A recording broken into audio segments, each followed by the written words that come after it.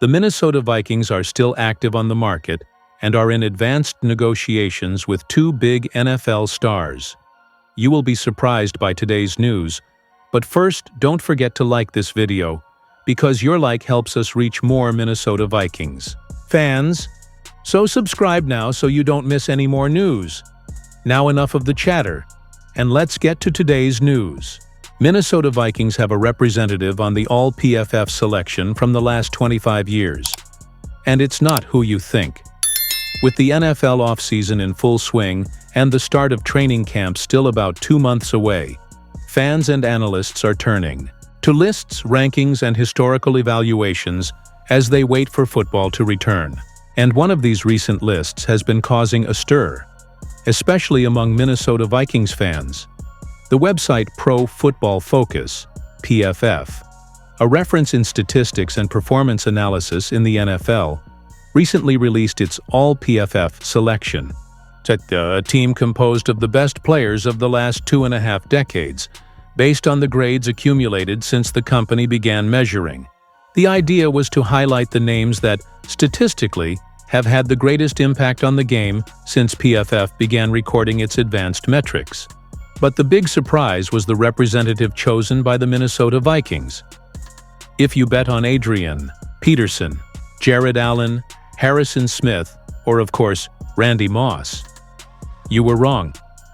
None of these franchise icons were selected, not even as honorable mention.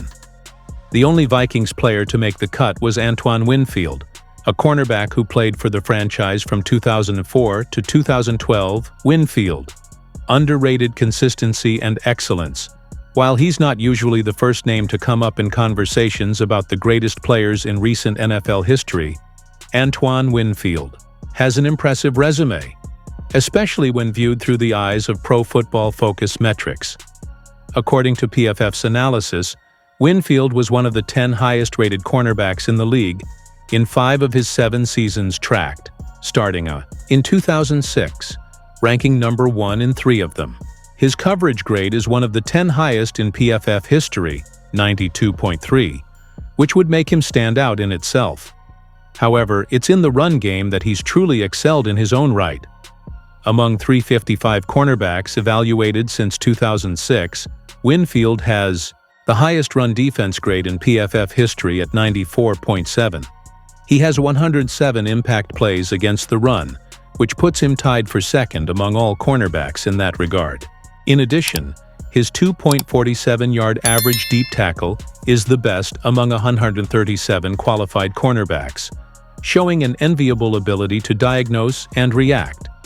At a time when the passing game dominates the NFL, and cornerbacks are evaluated almost exclusively on their ability to cover wide receivers, Winfield represented a rare breed of complete defender.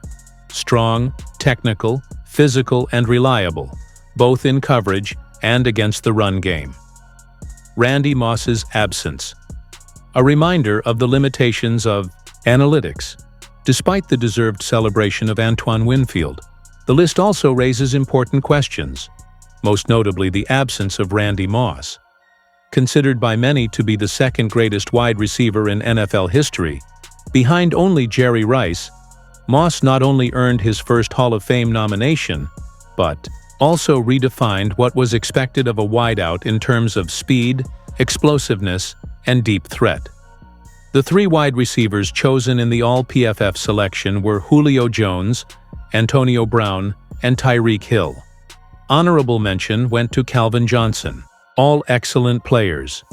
But ignoring Moss almost seems like a historical affront. The explanation lies in the PFF's own method. The evaluations are based on grades assigned game by game since 2006. Moss' peak occurred between the late 1990s and early 2000s. That is, outside the period in which PFF began to systematically record his data. This directly affects the eligibility of the number 84 for lists based on modern numbers, despite the undeniable impact he had on the league. Calvin Johnson, for example, is an absolute icon and could very well be on the first team. But it's hard to argue that he had more of an impact on the game than Moss. And while Julio Jones and Antonio Brown dominated their respective eras, Moss's absence from the list, or even from an honorable mention, reveals a weakness in purely analytical systems. Deserved recognition with caveats. The recognition of Antoine Winfield is more than deserved and highlights a career that has often gone unnoticed under the spotlight of other, more media-savvy names. His consistency, versatility, and excellence in PFF metrics put him in a high tier among cornerbacks of the modern era.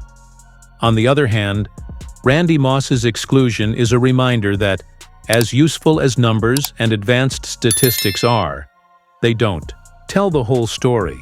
Some players transcend metrics, and Moss is one of them. Bottom line, the Vikings can be proud to have Winfield on the All-PFF team. But fans will rightly continue to wonder how one of the greatest offensive talents the game has ever seen even received a mention on the list. Minnesota Vikings seek strategic reinforcements to consolidate the roster for the 2025 season. After a promising regular season in 2024, the Minnesota Vikings enter the offseason with a clear objective: to assemble an even more competitive roster to consistently fight for an NFL title. The team managed to advance to the playoffs, but was eliminated in the wild card round after being defeated by the Los Angeles Rams. Now, with J.J. McCarthy officially taking over as starting quarterback, the franchise is working to fill gaps and add more depth to the roster. Good initial moves in the market. The Vikings did not stand still. Right after the end of the season, the team took important steps in search of a more balanced roster. One of the main acquisitions was running back Jordan Mason, who came in a trade with the San Francisco 49ers. Mason's arrival forms a promising duo in the backfield alongside Aaron Jones, offering variety and toughness in the ground game, a crucial need to relieve pressure on the young McCarthy. On defense, the board also made assertive moves. The team signed defensive tackle Jonathan Allen to a 2-year contract, who arrives with absolute starter status and should reinforce the defensive line as one of the pillars of the front seven. Another reinforcement for the defensive sector was the arrival of Javon Hargrave, also a former 49ers player, known for his ability to pressure the quarterback and contain the opponent's running game. These moves show the franchise's clear intention to assemble a roster that is not only competitive but complete, capable of sustaining a solid campaign until the end of the postseason. However, some positions still need attention and could define the team's success or failure in 2025. 3 trade priorities still open.